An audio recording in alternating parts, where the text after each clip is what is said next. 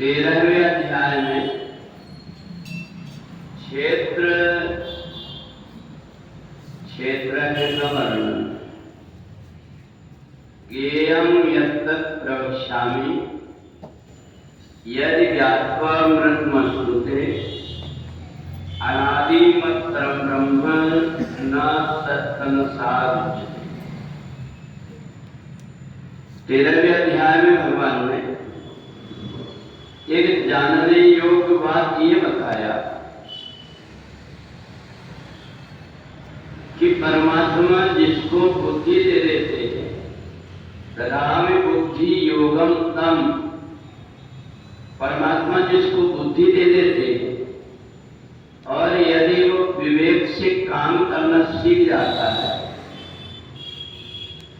तो ऐसे व्यक्ति को अंदर से अपने आप स्व प्रेरणा होने लगती है और जिस रास्ते में उसको जाना चाहिए उसका ज्ञान उसको होने लगता है। बहुत सी चीजें मिली हुई है संसार में।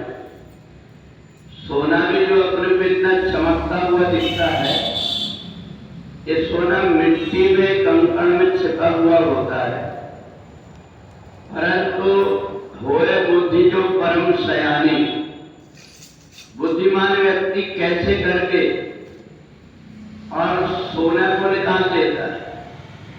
सोना चमकने लगता है, दूर से देख के आज पता चलता है सोना, और जब वो मिट्टी में पड़ा हुआ होता है तो उसको कोई पहचान नहीं पाता, उसकी कोई कदर नहीं होती। ऐसा ही हीरा भी, हीरा जहां कहीं भी होता है अपना प्रकाश होता है उसका, परंतु मिट्टी उसको ऐसी ढांक देती है कि वो अपने आप को दिखा नहीं पाता कि मैं हीरा हूं। ऊपर का कचरा हटाए और हीरा अलग दिखने लगता। ऐसा ही हर व्यक्ति जीवन में बहुत सारी चीजें पेट से सीख करके नहीं आता, परंतु जब वो सावधानी से चलना सीख जाता है, एक नियम बताया गया है कि आने जाने वाली वाहन टकराए ना, इसलिए अपनी अपनी बाईं साइड से चलो। और यदि व्यक्ति वैसे नियम का पालन करता है तो दुर्घटनाएं बहुत कम होती है। ऐसा नहीं कि दुर्घटनाएं नहीं होती, दुर्घटना होती इसलिए है कि व्यक्ति कैसा चला रहा है इस पर भी निर्भर होता है। नियम तो बना हुआ है, परंतु कोई भी व्यक्ति उल्टा सीधा कहीं से भी आकर के ठोकर मार सकता है। तो इसलिए होए बुद्धि जो परम सयानी, चक्र आदमी ये करता है, संभल करके सावधानी से ऐसा काम करता है कि जिससे जो कुछ काम कर रहा है उसका उद्देश्य पूरा। पता चल रहा है कि एक व्यक्ति कांच उठा करके ले जा रहा है काम के लिए, सावधानी नहीं बरता, उसने टूट करके नीचे गिर गए। अब फिर 100 परत पावे, वो बार बार पछताते रहता है। ज्ञानी में और मूर्ख में यही अंतर होता है। ज्ञानी व्यक्ति ठोकर ना लगे ऐसा देख देख करके चलता है, और अज्ञानी व्यक्ति को जब ठोकर लगती तब उसको ज्ञान आता है, परंतु बाद में फिर से अज्ञान में भटक जाता है, उसको भूल जाता है कि ऐसा मैंने किया था तो मेरे को ऐसी ठोकर लगी थी। तो इसलिए व्यक्ति अब संभल करके चलने लगता है। भगवान ने 13वें अध्याय में जीव और शरीर दोनों का बताया। इस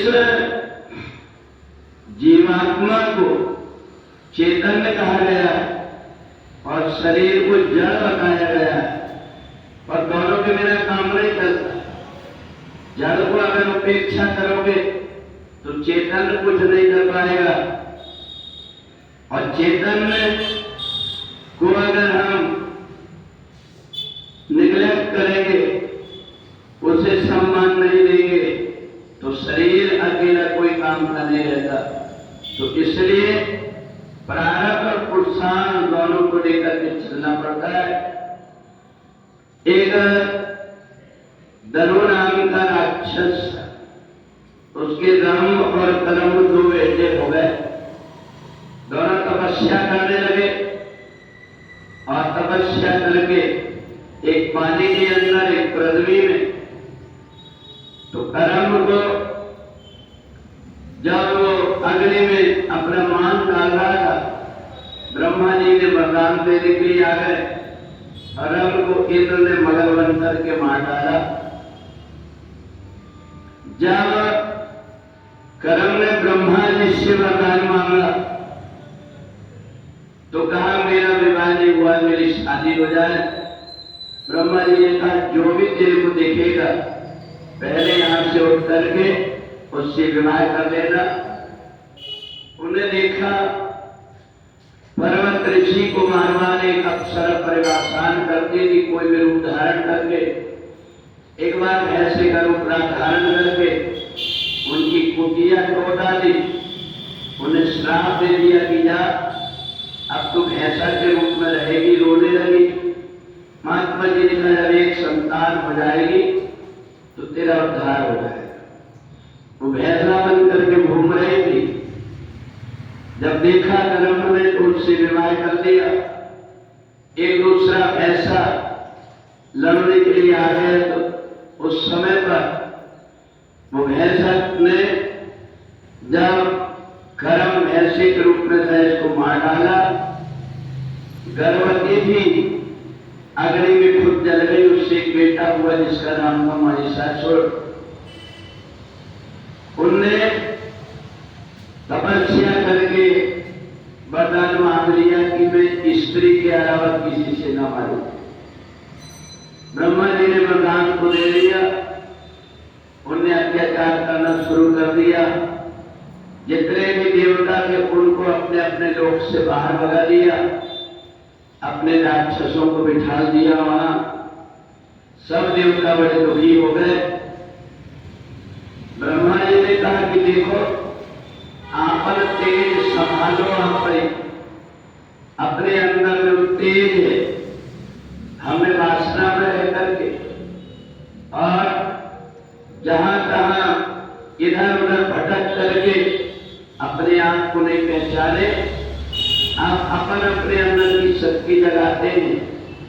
जैसे उन्होंने शक्ति जागृत किया, सब देवताओं के अंदर से एक शक्ति का तेज निकला और कन्या के रूप में प्रकट हो गई। सभी देवताओं ने अलग अलग अस्त्र शस्त्र दे दिया। हिमालय ने शेर दे दिया। सूर्य भगवान ने पूरे शरीर में प्रकाश भर दिया। दूर से वो कन्या चमकने लगी। ऐसे ही भगवान भी अर्जुन से कहते हैं मनुष्य के अंदर सब प्रकार की ब्रह्मांड की शक्ति छिपी है, परंतु वो अभागा बन करके अज्ञानी जैसा भटक रहा है। अगर वो आदि शक्ति भगवती जगदम्बा की शरण में जाकर के अपनी शक्ति को जगा लेता है तो उसको इधर उधर भटकना नहीं। बोलिए जगदम्बा मैया की।